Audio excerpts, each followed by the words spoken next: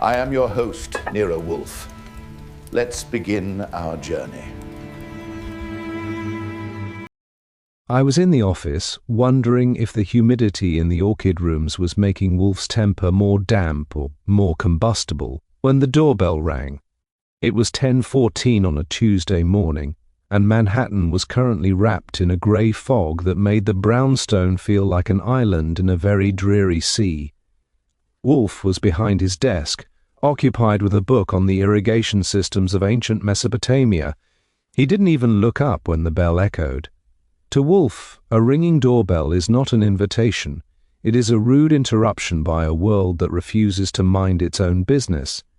I went to the front door, checked the one-way glass, and saw a man who looked like he'd been pressed between the pages of a dictionary and left to dry for 50 years. He was wearing a tweed coat that had seen better decades and was clutching a leather portfolio as if it contained the secret to eternal life. He looked harmless, but in my experience, the ones who look like they'd apologize to a moth are often the ones carrying the most interesting trouble. I opened the door. "Good morning. If you're representing a charitable organization, Mr. Wolfe has already met his quota for the month."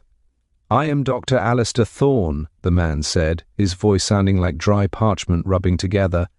"I am the chief archivist for the Sterling Pierpont Library. I need to see Mr. Wolfe. It is a matter of silence." I led him into the office. Wolfe didn't look up until Dr. Thorne was standing directly in front of his desk. Wolfe marked his place in his book with a thin strip of gold-embossed leather and sighed. It was a long theatrical sigh that signaled the end of his piece. "Dr. Thorne," Wolfe said, his voice a low rumble, "you are agitated. Agitation is a waste of metabolic energy. Why are you in my office?" "Mr. Wolfe," Thorne began, his hands trembling slightly as he placed the portfolio on the edge of the desk, "a tragedy has occurred at the Pierpont. Not a tragedy of blood, perhaps, but a tragedy of the mind. The Venetian ledger, the only surviving account of the maritime trade routes from 1492, has been tampered with. Not stolen, mind you. Someone has surgically removed 3 pages and replaced them with high-quality forgeries. The library's reputation, our very integrity, is at stake. If the donors find out our security has been breached from within, the Pierpont will fall." Wolfe shifted his weight, the chair groaning in sympathy. "A theft of 3 pages, hardly a matter for a man of my standing. Call the police. They enjoy looking for missing paper." "I cannot call the police," Thorne said, leaning in, "because the thief didn't just take the pages. They took the marginalia, the handwritten notes of the original navigator, which contain a coded map to a lost fleet. And more importantly, I believe the person who did this is someone I have trusted for 20 years. I need someone who understands the value of a secret, someone who can retrieve the original pages before they are sold to a private collector who will bury them forever." Wolfe's eyes remained half-closed. I knew that look. He wasn't interested in the lost fleet. Wolfe considers the ocean a messy, unregulated place, but he was interested in the forgery. Wolfe has a profound distaste for things that pretend to be what they aren't. "Mr. Goodwin," Wolfe said, looking at me, "does the Pierpont Library still maintain that collection of 16th-century culinary manuscripts?" "They do," I said, "right next to the maritime trade routes and the internal traitors." Wolfe turned back to Thorne. "I will require a retainer of $3,000, and I will require Archie to have unfettered access to your staff. If you want me to find a ghost in a library, you must allow me to disturb the dust." Thorne reached for his checkbook with a hand that was finally starting to stop shaking. I caught Wolfe's eye. He wasn't looking at the check, he was looking at the spot on the wall where he usually stares when he's calculating how many rules he's going to have to break. The sanctity of the brownstone had officially been compromised by a man who lived among the dead. I ushered Thorne back to the door once the paperwork was signed. As I watched him walk down the steps, I noticed a black sedan idling across the street. It wasn't a taxi, and it wasn't a delivery truck. It was just a car with tinted windows watching the brownstone. I closed the door and went back to the office. "We have company across the street, Wolfe," I said, "and I have a feeling Dr. Thorne isn't the only one interested in those maritime maps. Are we really taking this on? It's a lot of legwork for some old paper." Wolfe didn't look up as he reopened his book. "It is not old paper, Archie. It is an intellectual trespass. And since Dr. Thorne has seen fit to bring his anxiety into my office, I expect you to bring me the names of those who believe they can outsmart a dead navigator. Go and get your hat. I want to know who at the Pierpont has suddenly developed a taste for expensive hobbies." I headed for the hall. The game was on, and the brownstone felt smaller than it had an hour ago. The silence was gone, replaced by the invisible ticking of a clock I didn't yet understand. I didn't even have time to finish my morning coffee before the brownstone started feeling like a crowded reading room at the public library. Dr. Thorne had barely cleared the front steps when the first wave of the opposition arrived, and they didn't come with the hushed tones usually associated with the Pierpont. It started with the doorbell ringing at 11:15, right as Wolfe was in the middle of his morning session in the plant rooms. When Wolfe is with the orchids, the rest of the world is supposed to stop spinning, but the person on the other side of our front door clearly hadn't read the manual. I went to the door and saw a woman who looked like she had been carved out of a single piece of very expensive, very cold marble. She was wearing a suit that cost more than my first 3 cars combined and was tapping a manicured fingernail against a leather briefcase. Behind her stood a man in a rumpled suit who looked like he'd spent the last decade living in a basement and eating nothing but old glue.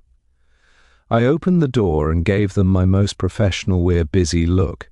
If you're looking for Dr. Thorne, he's already gone. If you're looking for Mr. Wolfe, he's currently occupied with a group of Miltonians that don't like to be rushed. "I am Beatrice Vane, president of the Pierpont Board of Trustees," the woman said, and she moved past me into the hallway without waiting for an invitation. It was a smooth power play, the kind of move that usually works on people who don't spend their lives around Nero Wolfe. "And this is Marcus Finch, our lead conservator. We are here to ensure that Mr. Wolfe understands the sensitivity of the matter Dr. Thorne has so recklessly brought to him." I led them into the front room, the one we keep for people who aren't quite ready for the inner sanctum of the office. Beatrice Vane didn't sit. She paced the length of the rug, her eyes scanning the bookshelves with a look of profound disapproval. Finch, the conservator, sat on the edge of a chair and started fiddling with his spectacles. "He shouldn't have come here," Vane said, her voice echoing into the hallway. "The Pierpont is a private institution. Our scandals are meant to be handled with discretion, not by hiring a private investigator who treats every missing page like a tabloid headline. If word gets out that the Venetian ledger has been compromised, our endowment will vanish overnight."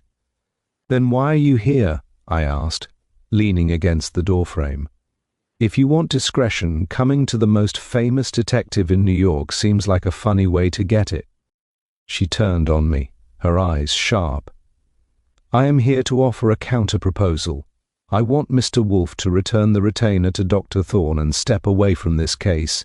We have our own internal security, and Mr. Finch is perfectly capable of identifying the culprit without the drama of a public inquiry."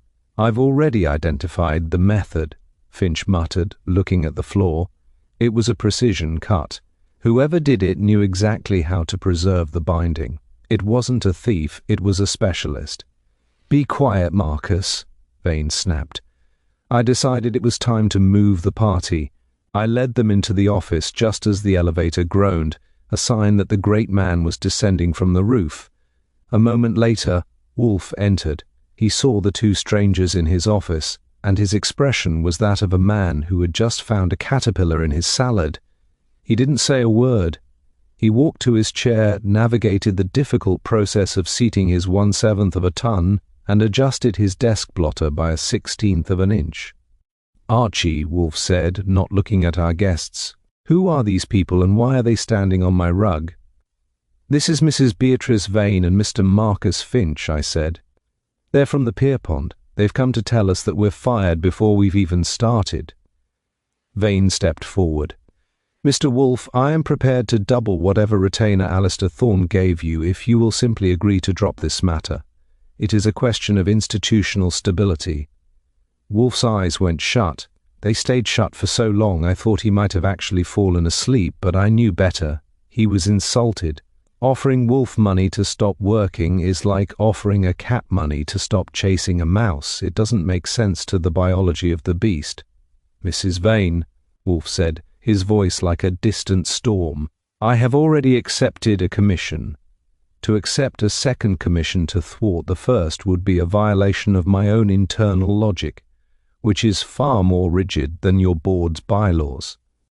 Furthermore, you have entered my home without an invitation and attempted to bribe me into ignorance. I do not like being bribed. It implies that my integrity is an item on a clearance rack." "It isn't a bribe," Finch stammered. "It's a settlement, a distinction without a difference," Wolfe snapped. He opened his eyes and leveled a gaze at Finch that made the man visibly shrink. "Mr. Finch, you are the conservator. If you are so capable, why did you allow 3 pages to be replaced by forgeries under your very nose? Or was it perhaps your hand that held the blade?" Finch's face went from pale to a dull mottled red. He looked at Vane, who was glaring at him with enough heat to melt lead. He didn't answer. "I thought so," Wolfe said. He turned his attention back to his desk, picking up a fountain pen. "Archie, show them out, and call Saul Panzer. I want him at the Pierpont Library by 1 o'clock.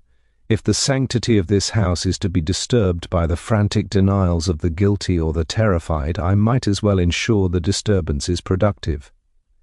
Vance didn't move for a second. She looked at Wolfe, then at me, then at the door. "You're making a mistake, Mr. Wolfe. You're playing with a fuse you don't understand." "I understand fuses perfectly, madam," Wolfe said, already unscrewing the cap of his pen. "They are designed to lead to an explosion. I merely intend to be standing behind a very thick wall when it happens." "Archie?" I escorted them to the door. Vane walked out with her head high, but Finch was still clutching that briefcase like it held the secrets of the universe. As I closed the door on them, I saw the black sedan again. It was still idling across the street, its exhaust puffing white in the cold morning air. I went back into the office and stood in front of Wolfe's desk. We still have company across the street, and I have a feeling Mrs. Vane isn't the type to go home and knit socks. Are we really taking this on? A few pages of old maps seems like a lot of trouble. Wolfe didn't look up. We have something better than maps, Archie. We have 3 people who are terrified of the same thing for different reasons. That is a much more reliable foundation for an investigation than a corpse. Go and get your coat. You're going to the Pierpont. I want to know exactly what kind of ink Marcus Finch uses for his restorations. I headed for the hall, grabbing my hat. The game was on, and the brownstone felt smaller than it had an hour ago, as if the walls were leaning in to hear what we were going to do next. The Pierpont Library was the kind of place that made you feel like you should apologize for having a pulse. It was a massive limestone pile on East 36th Street, filled with enough marble to pave the Bronx and enough silence to choke a horse. I parked the Heron half a block away and walked through the fog, feeling the heavy gaze of the stone gargoyles on my neck. The air inside smelled of beeswax, old leather, and the sort of high-grade dust that only accumulates around things that haven't been touched since the Renaissance. I was met in the great hall by Dr. Thorne, who looked even more like a dried-up pressed flower than he had in our office.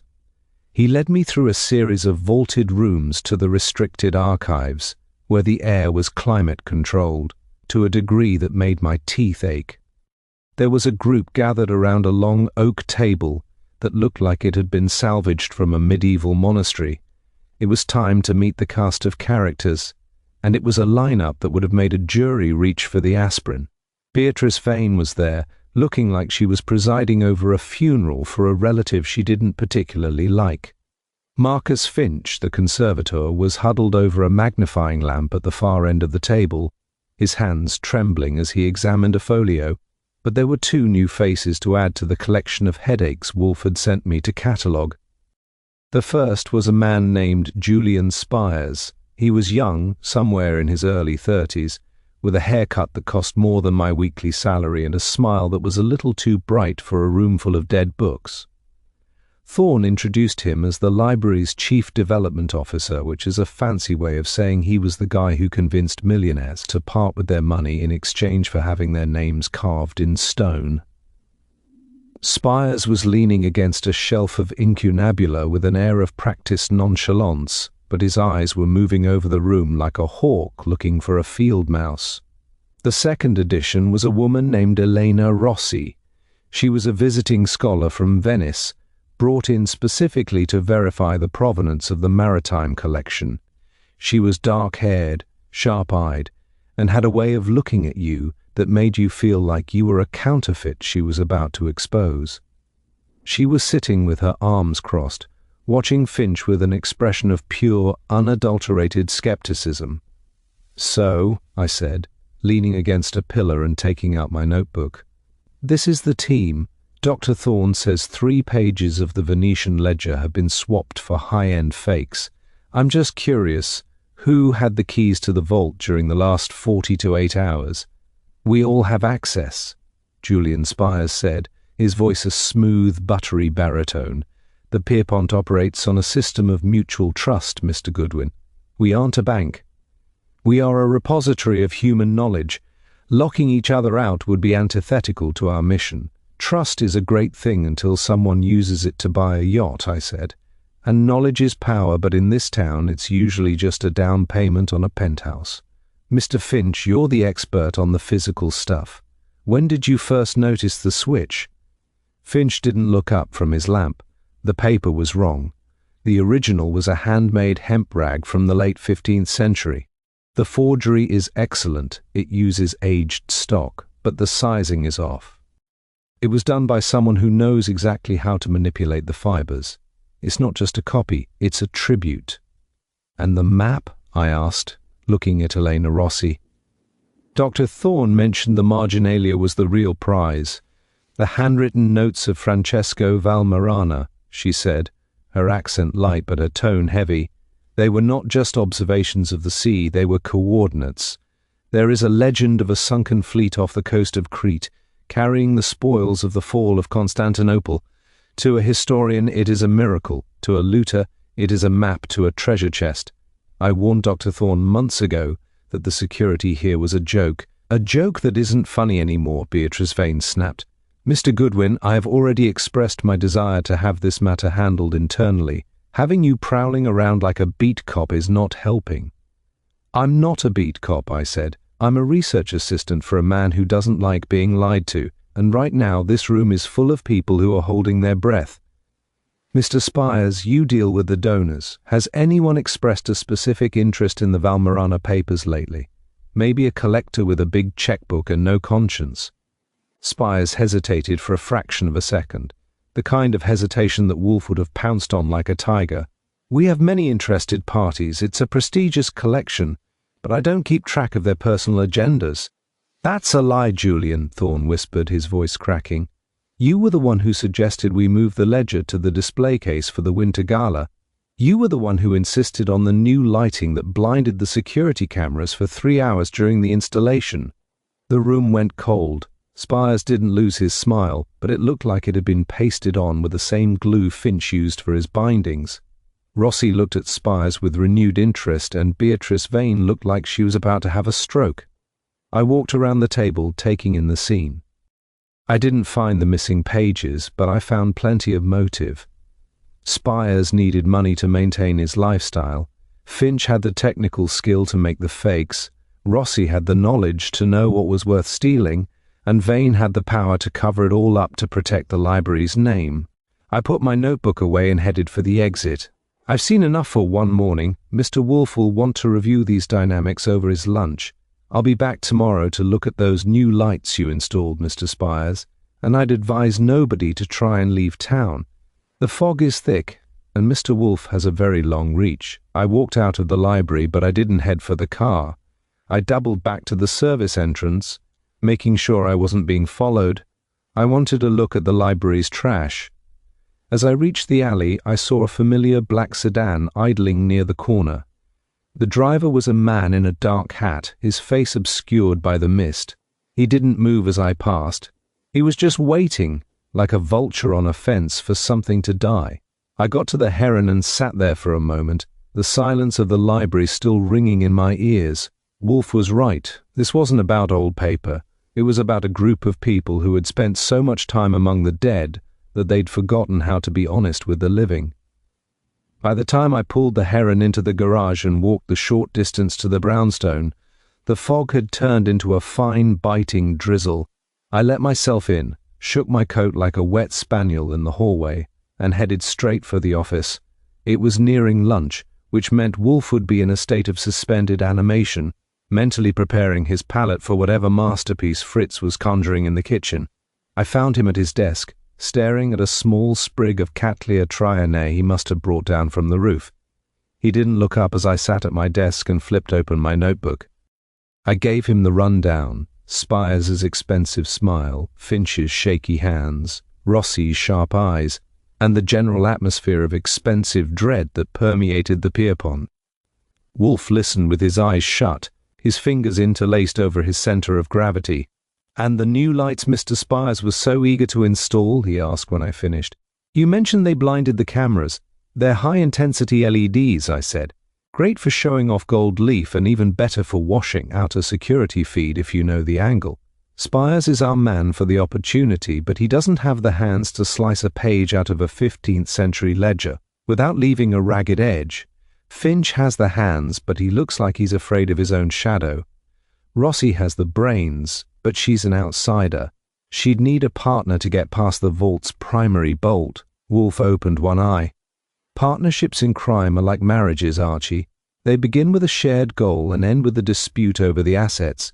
Go back, not to the library, to the places where these people spend their time when they aren't pretending to be scholars. I want to know about Julian Spires's tailor and Marcus Finch's apothecary. A man who shakes as he does can hardly be trusted with a scalpel unless he is being chemically assisted." I didn't argue. Arguing with Wolfe when he's hungry is like trying to debate a landslide. I grabbed my hat and went back out into the drizzle. My first stop was a small, dusty shop in the West Village that specialized in rare bookbinding supplies. The owner was a man who looked like he hadn't seen the sun since the Truman administration. I mentioned Marcus Finch's name and the man's face soured. "Finch," he muttered, wiping a hand on a stained apron. "He used to be the best, but for the last year he's been buying more than just calfskin and gold leaf. He's been asking for specific solvents, stuff that can lift ink without damaging the fiber underneath. And he's been buying it in quantities that suggest he's either cleaning a cathedral or making a lot of mistakes." "Does he pay in cash?" I asked. "Lately, yes. And he doesn't wait for the change." I thanked him and moved on to my next target, Julian Spires. A man with a haircut that expensive usually has a paper trail to match. I spent 2 hours visiting the kind of bars where people go to be seen, and eventually I found a bartender at a place called the Gilded Page who knew Spires well. "Mr. Spires?" "Sure, he's a regular," the bartender said, polishing a glass with practiced boredom. "Always has a roll of bills and a different girl on his arm. But lately, he's been looking over his shoulder. He's had a couple of private meetings in the back booth with a guy who doesn't look like he belongs in a library. Big guy, scars on his knuckles, wore a dark hat even inside. They didn't look like they were discussing poetry. Did you catch a name? The big guy?" Spires called him Vico. "Sounds like a name for a man who breaks things for a living." I headed to a corner drugstore and used the payphone to call the brownstone. Fritz answered and put Wolfe on. I gave him the news about Finch's solvents and Spires's new friend, Vico. "Methylglucamine," Wolfe said, his voice gaining a sharp edge. "No, wait, that was the last case. My apologies, Archie, the ink solvents. It is as I suspected. Mr. Finch is not just a conservator, he is a chemist of deception, and Vico is a known quantity in the more sordid corners of the antiquities trade. He is a procurer for private collectors who don't care about provenance. So Spires finds the buyer, Vico provides the muscle, and Finch provides the fakes? It is a plausible trinity," Wolfe conceded, "but we are missing the catalyst. Why now? And why the Venetian ledger?" The map to the sunken fleet is a legend, Archie. It requires a specific key to decode. I want you to find Elena Rossi. She is the scholar. If there is a key, she is the one who knows its location. I'm on it, I said, but the drizzle is turning to ice. If I'm late for dinner, tell Fritz to save me some of that roast. I hung up and stepped back out into the cold. I tracked Elena Rossi to a small, cramped apartment near NYU. When I arrived, the door was slightly ajar. I didn't like the look of it. I pushed the door open with the toe of my shoe and stepped inside. The apartment had been tossed, not a professional job, but a frantic one. Books were scattered across the floor, and a desk drawer had been ripped out. I found Elena Rossi in the kitchen. She wasn't dead, but she was sitting on the floor, holding an ice pack to her temple. She looked up at me, her sharp eyes clouded with pain and fury. "They took it," she whispered. "The cipher, the only thing that makes those 3 pages worth more than the paper they are printed on." "Who took it?" I asked, kneeling beside her. "A man in a dark hat," she said. "He didn't say a word, he just hit me and took the notebook." "Mr. Goodwin, you must tell Mr. Wolfe. The map is useless without the notes, but with them they can find the fleet, and once they find it, the history of Venice will be sold to the highest bidder." I helped her to a chair and reached for the phone. The game was getting thick, and the ice was starting to fall in earnest. I had a conservator buying solvents, a developer meeting with thugs, and a scholar with a bruised head. As I waited for the line to the brownstone to connect, I looked out the window. The black sedan was parked right across the street, its headlights dimmed to a dull, menacing glow. I didn't mind. It's always easier to lead someone where you want them to go when they think they're the ones doing the following. I brought Elena Rossi back to the brownstone because leaving her in that ransacked apartment would have been like leaving a wounded bird in a cat show. The ice was coating the windshield of the Heron, and the city felt like it was being shrink-wrapped in cellophane. When we entered the hallway, the house was quiet, save for the rhythmic thud of the elevator. Wolfe was coming down from his afternoon session with the orchids, and he arrived in the office just as I was getting Elena settled into one of the yellow leather chairs. He looked at her bruised temple, then at me, and his mouth tightened into a thin line of profound annoyance. "Archie," Wolfe said, his voice a low rumble that vibrated the pens on his desk. "I do not recall authorizing the use of this office as an infirmary." "The lady was hit by a man in a dark hat who wanted her notebook," I said, ignoring his grumbling. "And since that notebook is the cipher for the map everyone is currently stealing, I thought you might want to have a word with her before the rest of the Pierpont staff decides to stop by and burn the house down." Wolfe sat, his chair groaning as it accepted his weight. He looked at Elena with the clinical detachment of a man examining a flawed specimen.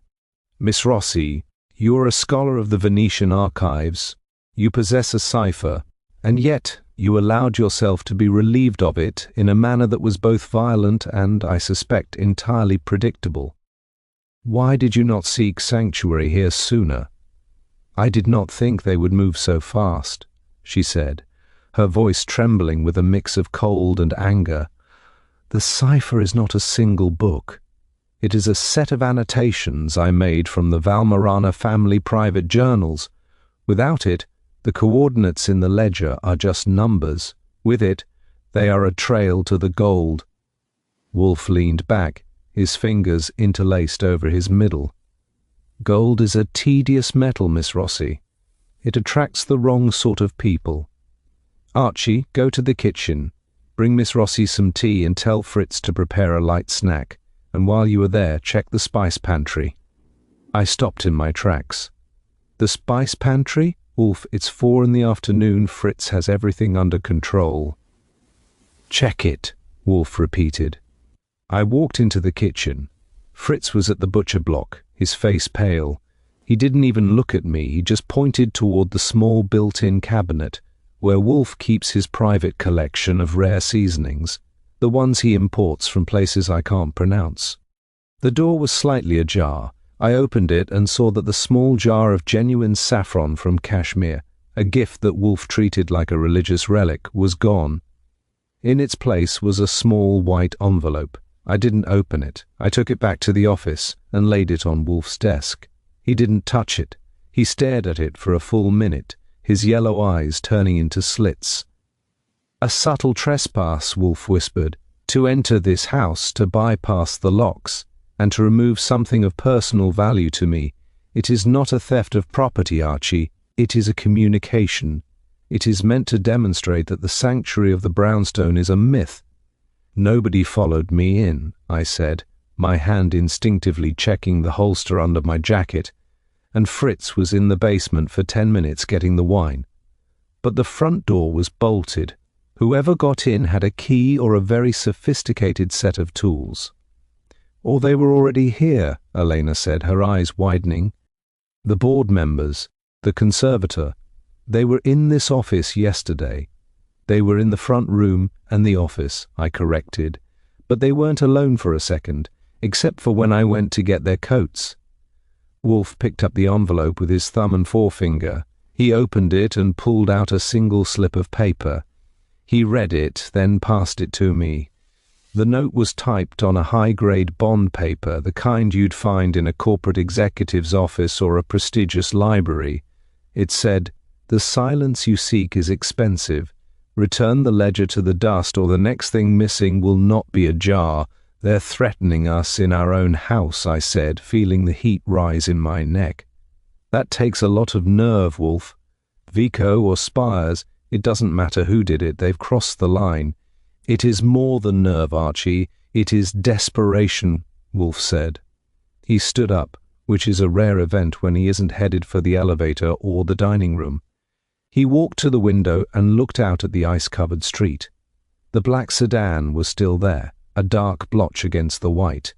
"They believe that by violating the sanctity of this house, they can force me to retreat. They are mistaken. When a man enters my home to threaten me, he has transitioned from a nuisance into a target." He turned back to me, his face a mask of cold, intellectual fury. "Archie, call Saul Panzer. Tell him I have a job that requires his specific brand of invisibility. I want him to find where Vico sleeps, and I want you to go to Marcus Finch's home. Do not ring the bell. Observe. If he is as nervous as you claim, he will lead you to the man who holds the saffron and the cipher." "And Miss Rossi?" "She will stay here," Wolfe said. "In the guest room on the 3rd floor. Fritz will see to her safety. If anyone else attempts to enter this house without an invitation, they will find that I have a very low tolerance for further interruptions." I looked at Elena, then at the empty spot in the spice cabinet. The theft of the saffron was a small thing, but for Wolfe it was a declaration of war. The Pierpont Library had brought its rot into our hallway, and now the walls of the brownstone were closing in. I grabbed my hat and my coat. The ice was still falling, and the city was getting slicker by the minute, but the temperature inside the office was even colder. As I stepped out into the drizzle, I didn't look at the sedan. I knew they were watching, and for the first time in this case, I wanted them to see exactly where I was going. I found Saul Panzer at a small diner on 10th Avenue, sheltered from the freezing rain that was currently turning Manhattan into a giant skating rink. Saul was nursing a cup of black coffee, looking as inconspicuous as a shadow in a coal mine. I didn't have to explain the situation. The look on my face told him that the subtle trespass had graduated into a direct insult to Wolfe's dignity. I handed him the address of the social club where Julian Spires spent his evenings and the description of the man the bartender called Vico. "The big guy is the key, Saul," I said, sliding into the booth. "He's the one who handled Elena Rossi, and he's likely the one who had the gall to walk into the brownstone and swipe Wolfe's saffron. Wolfe wants to know where he goes when he's not playing the heavy for the library staff. If he was in the house, he's good," Saul said, his voice a steady rasp. "But nobody is better than the man who knows the territory. I'll tail the sedan if it moves. You handle the chemist." I left Saul to his coffee and drove the Heron toward a small, crumbling apartment building in Chelsea where Marcus Finch lived among stacks of decaying journals and the smell of formaldehyde. I didn't park in front. I tucked the car around the corner and made my way to the fire escape. The ice made the metal rungs feel like greased glass, but I managed to reach the 3rd floor without alerting the neighborhood. I peered through the grime-streaked window into Finch's living room. It was a laboratory of desperation. Finch was there, hunched over a workbench, but he wasn't alone. Julian Spires was standing behind him, his expensive overcoat discarded on a chair, looking like a man who was watching his last hope burn down. On the table between them lay the 3 original pages of the Venetian ledger, the ones with the navigator's handwritten coordinates, and Elena Rossi's stolen notebook. "It's not working, Julian," Finch said, his voice cracking with a high, thin reed of panic. "The cipher uses a polyalphabetic substitution based on a specific edition of the Dante that was lost in the 19th century. Rossi didn't just write down the key, she wrote down the method. Even with the notebook, it takes hours to verify a single coordinate." "We don't have hours," Spires snapped, his face twisted into a mask of cold ambition. "The buyer is in town for the gala. Vico is already pressing me for a delivery date. If you can't decode these maps, those pages are just expensive scrap paper. Do it again. Use the solvents if you have to. If I use any more solvent, the ink will bleed into the fibers," Finch pleaded. "I've already replaced the pages at the library with the fakes. If Thorne looks too closely at the shelf, he'll see the difference in the spine's tension. We're running out of time and space."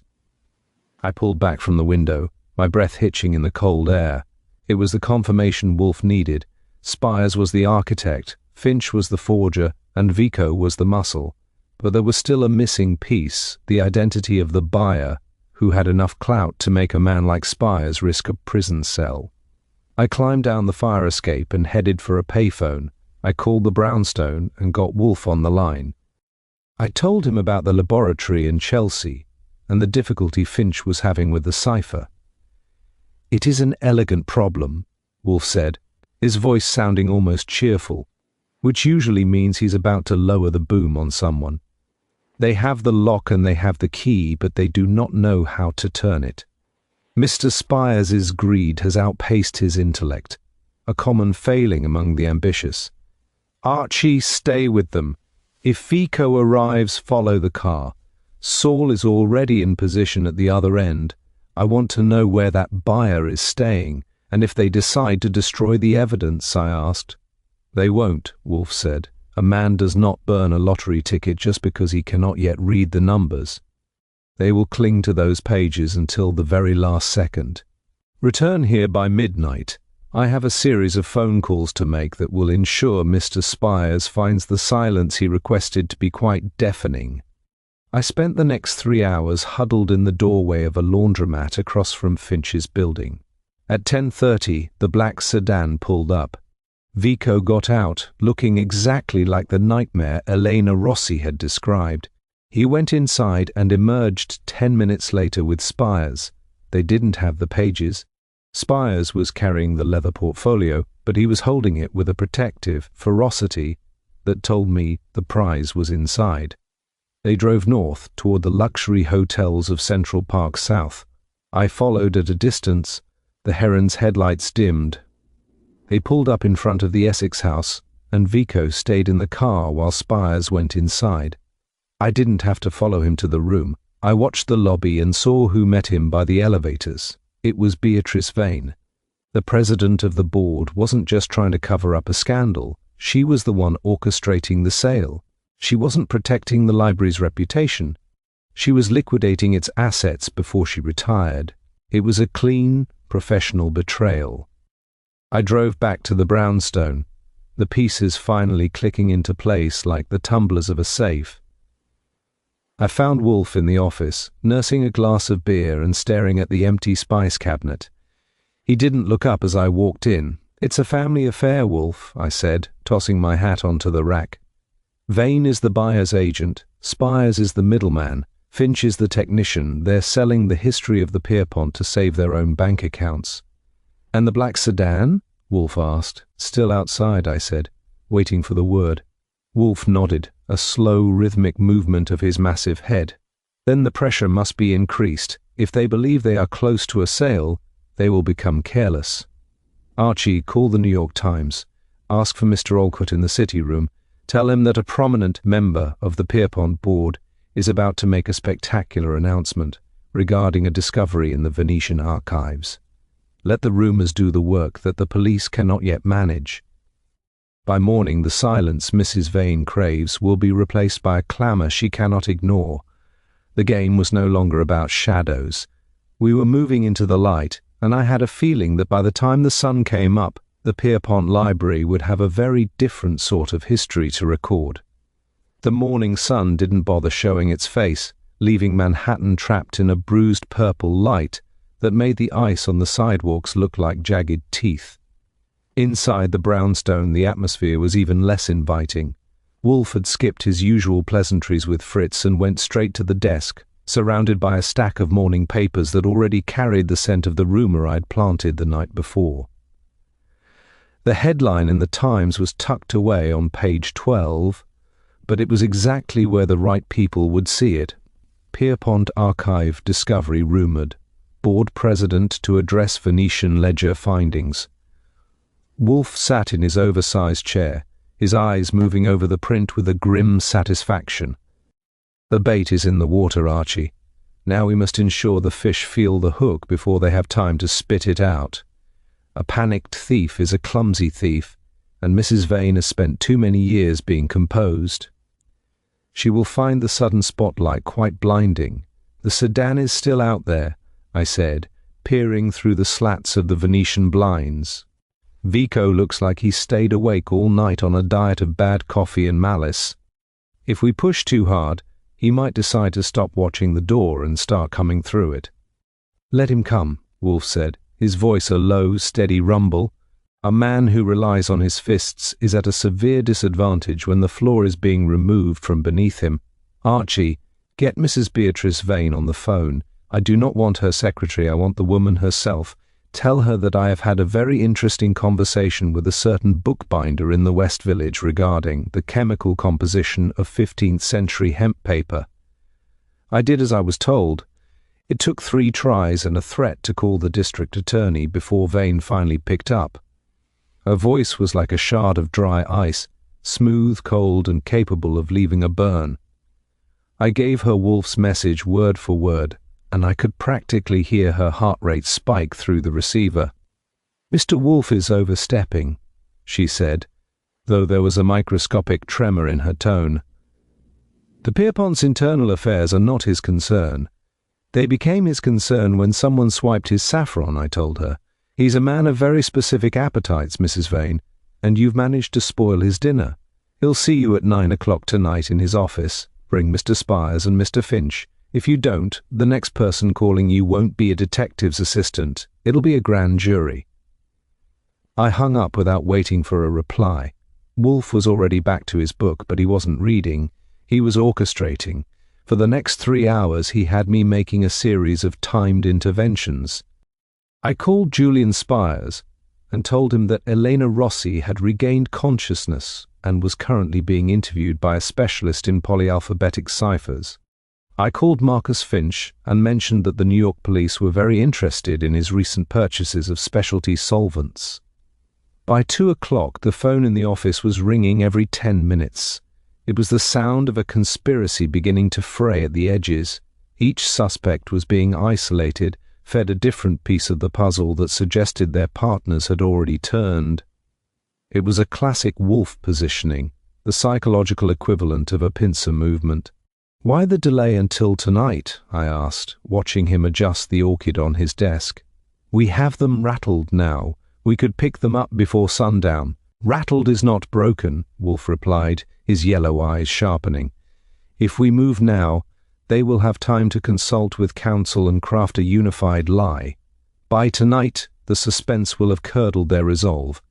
They will arrive here not as a team, but as a collection of frantic individuals, each looking for a way to throw the others to the wolves. Besides, I have a very specific revelation that requires the darkness of evening to achieve its full effect. Saul Panzer checked in at 4. He had spent the day tracking Vico, and the report was exactly what Wolfe wanted to hear. Vico had made 3 stops at a private wharf in Brooklyn. the kind of place where things go out to sea and don't always come back. The buyer wasn't just a collector, they were a smuggler with a boat ready to sail as soon as the ledger pages were decoded. The boat is the exit strategy, I noted. If they get those pages on board, they're gone. They won't get to the boat, Wolfe said. They are too focused on the cipher. They believe the gold of Constantinople is within their grasp, and greed of that magnitude acts as a tether. Archie, ensure the office is prepared. I want the lighting low, the beer cold, and the red leather chair positioned for maximum discomfort. And tell Elena Rossi to remain in the guest room until I signal. She is the final ghost that will haunt this gathering. I spent the rest of the afternoon preparing the stage. The brownstone felt like it was holding its breath, the heavy stone walls keeping the freezing city at bay, while the pressure inside continued to rise. I checked my 38 and placed it in the desk drawer, not because I expected a shootout, but because a man like Vico doesn't go quietly into the night. As the clock ticked toward 9, the sleet began to drum against the windows again. One by one the cars arrived. First Finch, looking like a man on the way to the gallows, then Spires, his bravado replaced by a twitching jaw, and finally Beatrice Vane. Her marble mask cracked but still held together by sheer willpower. They were followed by a dark shadow I knew was Vico, lingering in the hallway like a bad omen. Wolfe sat behind his desk, a glass of beer in front of him, looking like an ancient judge about to deliver a verdict from which there was no appeal. He didn't look at them as they entered. He waited until they were seated, until the silence in the room was so thick it was a physical weight, before he finally closed his book and looked up. The positioning was over. The confrontation had begun. The office was illuminated by the soft, directional glow of the green-shaded lamps, casting long, dramatic shadows that seemed to reach toward the occupants of the room like accusing fingers. Wolfe sat behind his desk, his palms resting flat on the polished wood, looking like a monument of carved basalt. To his left, the red leather chair was occupied by Marcus Finch, who was currently sweating through his rumpled tweed jacket. Julian Spires sat to the right, his hands shoved deep into his pockets to hide their trembling, while Beatrice Vane occupied the center, her spine as rigid as a frozen spear. Behind them, leaning against the heavy oak door, was the man I knew as Vico, his dark hat pulled low, a silent threat in the shadows. Wolfe began without a preamble, his voice a low, steady rumble that commanded the air. I have often observed that the most profound betrayals are not born of sudden impulse, but of a slow, corrosive erosion of character. You three have spent your lives among the relics of human achievement, yet you have seen fit to treat them as mere chips in a private game of larceny. The Venetian ledger was not just an archive, it was a testament to the courage of a navigator who charted the unknown. You have reduced it to a commodity of greed. We are not here for a sermon on maritime history, Mr. Wolfe, Beatrice Vane said, her voice brittle but sharp. You summoned us under threat of legal action. If you have a point to make, I suggest you make it before I decide this charade has reached its limit. The point, madam, is as sharp as the blade Mr. Finch used to excise those pages, Wolfe said, his eyes narrowing. You were the architect of this scheme. As president of the board, you knew the library's financial vulnerabilities better than anyone. You also knew that your tenure was ending. You decided to provide yourself with a retirement fund at the expense of the very institution you were sworn to protect. You enlisted Mr. Spires for his connections to the illicit antiquities market, and Mr. Finch for the technical skill required to ensure the theft went unnoticed. Finch let out a whimpering sound. I didn't want to do it. They promised me the resources for my own laboratory. They said the ledger was just sitting there gathering dust, and that no one would ever know the difference once the fakes were in place. Be quiet, Marcus, Spires hissed, his eyes darting toward the door where Vico stood. It is too late for silence, Mr. Spires, Wolfe said. The silence you attempted to enforce through intimidation has been broken. You believed that by trespassing in this house and removing a jar of saffron, you could demonstrate your reach. You were mistaken. You merely demonstrated your desperation. You have the original pages, and you have Miss Rossi's notebook, yet you are still unable to navigate the coordinates. Why? Because the cipher is not a static key. It is a dynamic system, and you lack the intellectual capacity to turn the final tumbler. We have the notebook, Spires snapped, finally losing his cool. It's only a matter of time. Time is a luxury you no longer possess, Wolfe said. The specialist I mentioned on the phone is not a scholar. It is a reality you cannot escape. Archie, bring Miss Rossi down. I stood up and went to the hallway, signaling for Elena to descend. She walked into the office, her head high despite the bandage on her temple. The reaction from the trio was instantaneous. Finch looked like he wanted to crawl under the rug, Spires went deathly pale, and Vane simply closed her eyes. You see, Wolfe continued, Miss Rossi did not record the cipher in her notebook. She recorded a series of false trails designed to entrap anyone who might attempt to steal her work. She knew the Pierpont was compromised long before Dr. Thorne did. The true cipher is here, in her memory, and it is currently under the protection of this roof. Your buyer in Brooklyn is waiting for a map that does not exist. You have 3 pages of worthless coordinates and a mountain of evidence that points directly to this room. Vico moved then, a sudden, heavy shift of his shoulders that drew my hand toward the desk drawer where my 38 was waiting. Enough talk, he growled, his voice sounding like a grinding stone. If she's the key, she comes with us. The boat doesn't wait for a lecture. Mr. Vico, Wolfe said, not even turning his head to look at the man. You are a professional in a room full of amateurs, which is why I suspect you will appreciate the logistics of your current situation. At this moment, Saul Panzer is standing on the wharf in Brooklyn with 2 members of the New York Police Department's Harbor Patrol. Your boat is being searched as a suspected vessel for smuggled antiquities. If you attempt to use force in this office, you will not be fleeing to a private island. You will be walking into a waiting room at Sing Sing. The silence that followed was heavy and cold. Vico looked at the door, then at me, then at the massive, unmoving presence of Nero Wolfe. He was a man who understood when the odds had shifted. He didn't reach for a weapon, he simply stepped away from the door and put his hands in his pockets. You were always a fool, Beatrice, Vico said, his voice flat. I told you the fat man was a mistake. The mistake was thinking that knowledge could be stolen like a purse, Wolfe said, reaching for his glass of beer. The Venetian ledger is safe because its truth is protected by the minds of those who respect it. You, however, are protected by nothing. Archie, call Inspector Cramer, tell him the discovery in the archives has been finalized, and tell him to bring the heavy-duty cuffs. We have a board member, a developer, a chemist, and a technician who are all in desperate need of a change of scenery. I reached for the phone, feeling the tension in the room snap like a dry twig. As I dialed, I watched Beatrice Vane. She was staring at the empty space on the wall where Wolfe's map of the world usually hung, her expression one of utter, hollow defeat. The office gathering was over. The interrogation had done its work. The intellectual precision of Nero Wolfe had dismantled a conspiracy of greed in the time it took to finish a glass of beer. Inspector Cramer arrived with the usual amount of clatter and a face the color of a late harvest beet. He'd had to leave a precinct dinner to trek through the sleet, and he looked like he wanted to arrest the weather, the brownstone, and everyone inside it. He stood in the center of the office, his overcoat dripping onto the rug, and glared at Wolfe. All right, Wolfe. I've got 3 squads outside and a headache that won't quit. You told Goodwin you had the Pierpont case wrapped up in a bow.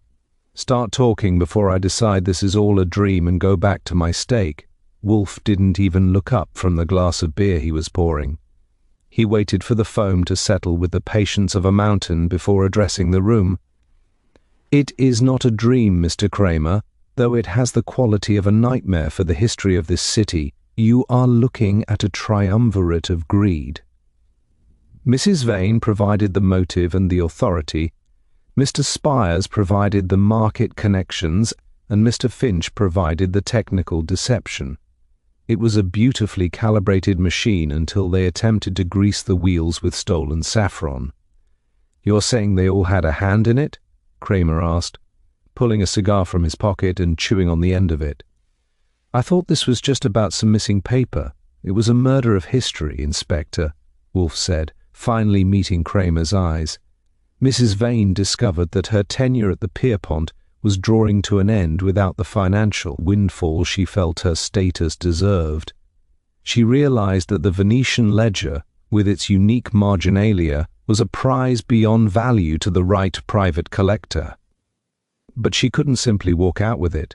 She needed a replacement to delay the discovery until she was safely retired.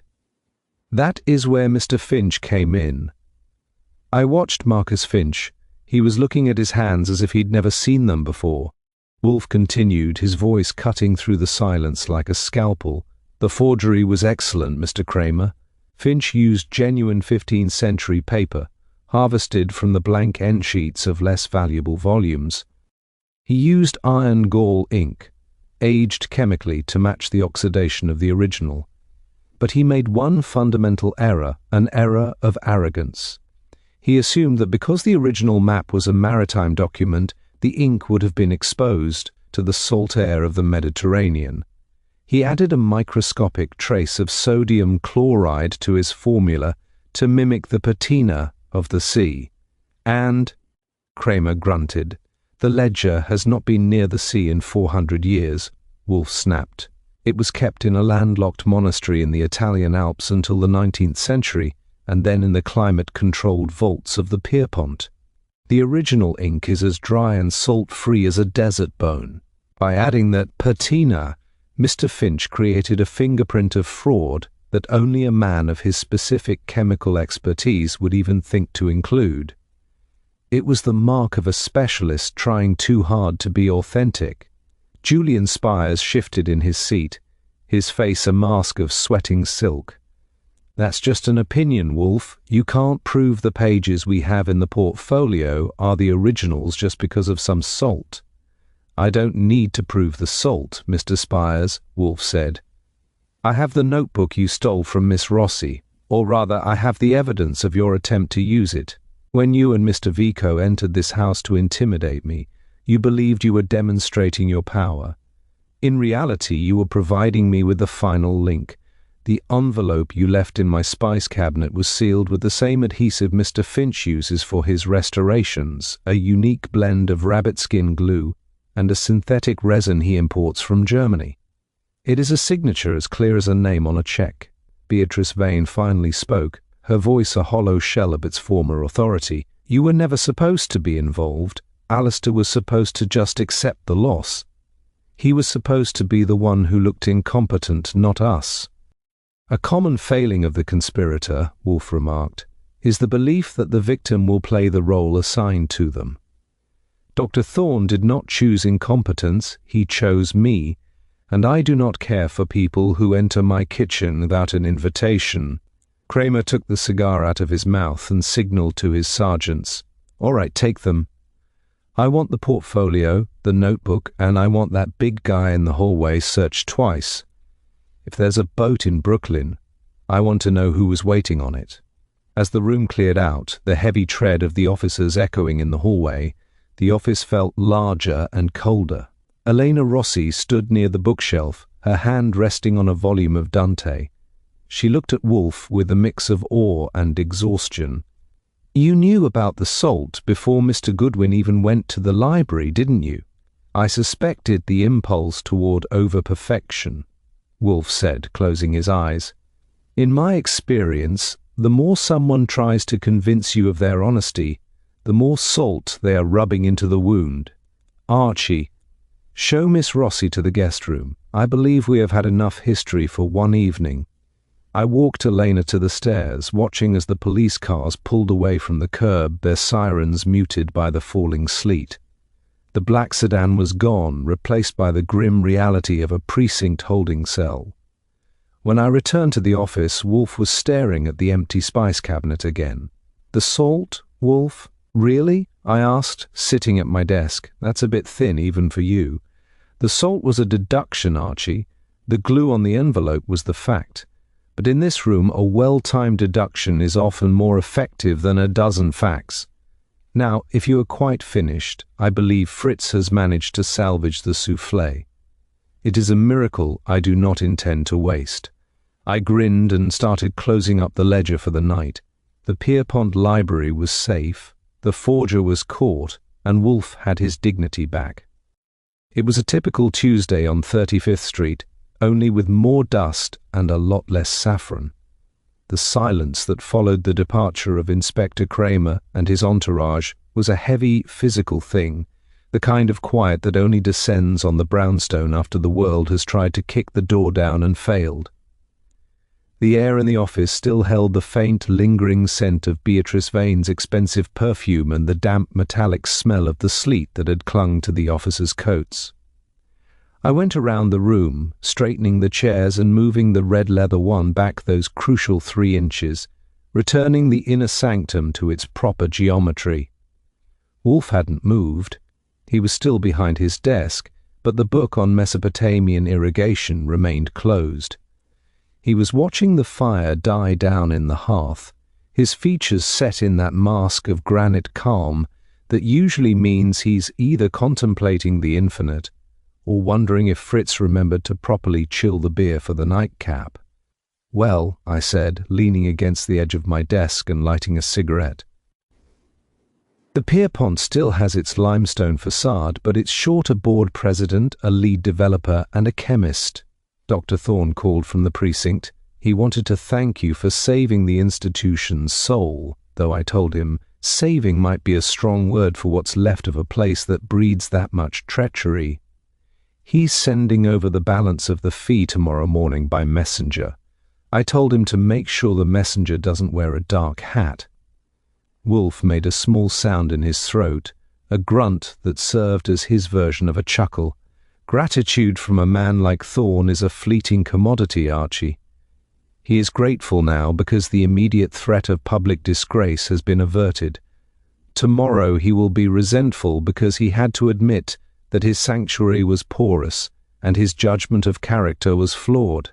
It is the standard trajectory of human appreciation when it is bought with the truth."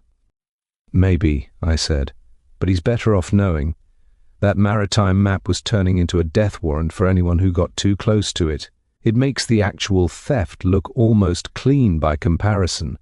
At least a thief just wants your money. These people wanted to rewrite history for a down payment on a villa in Venice." Wolfe turned his head slowly, his eyes catching the last flicker of the firelight.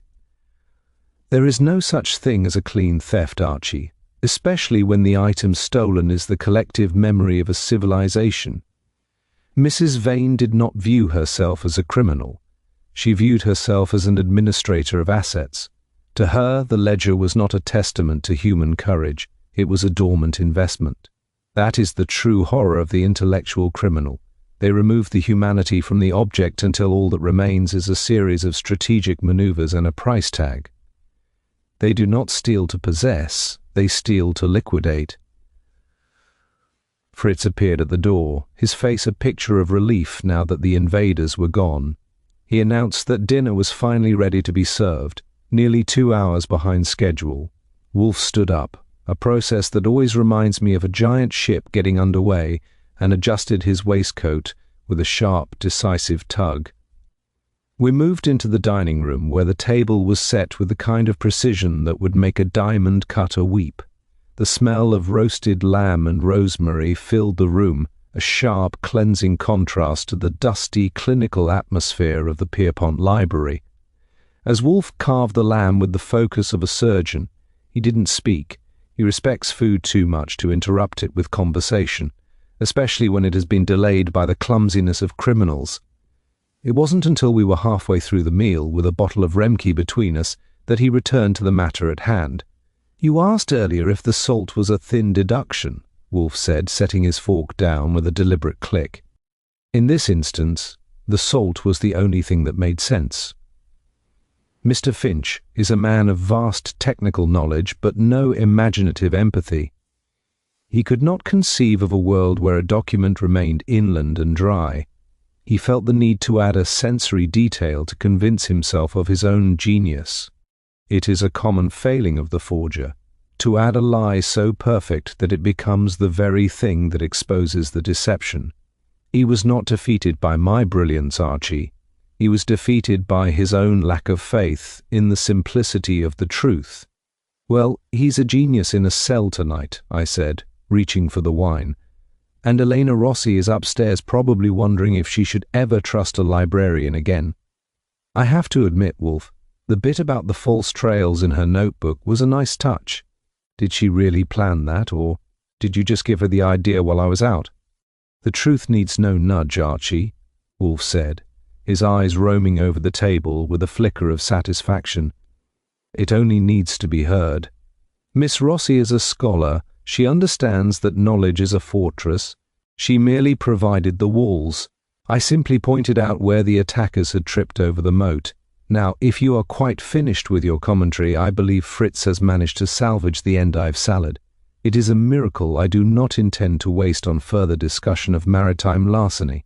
I grinned and started closing up the day in my head. The brownstone was quiet again. The intruders were gone, the secrets were out, and for once, the world outside West 35th Street seemed a little less messy, even if it was covered in ice. I walked out into the hall after dinner, leaving Wolfe to his history. The case was closed, the fee was earned, and for at least one night, the intellectual justice of Nero Wolfe had made the city feel a little bit more honest. I headed upstairs thinking that tomorrow I might actually have time to get the Heron's oil changed. After the week we'd had, even a car deserved a little bit of maintenance without someone trying to follow it in a black sedan.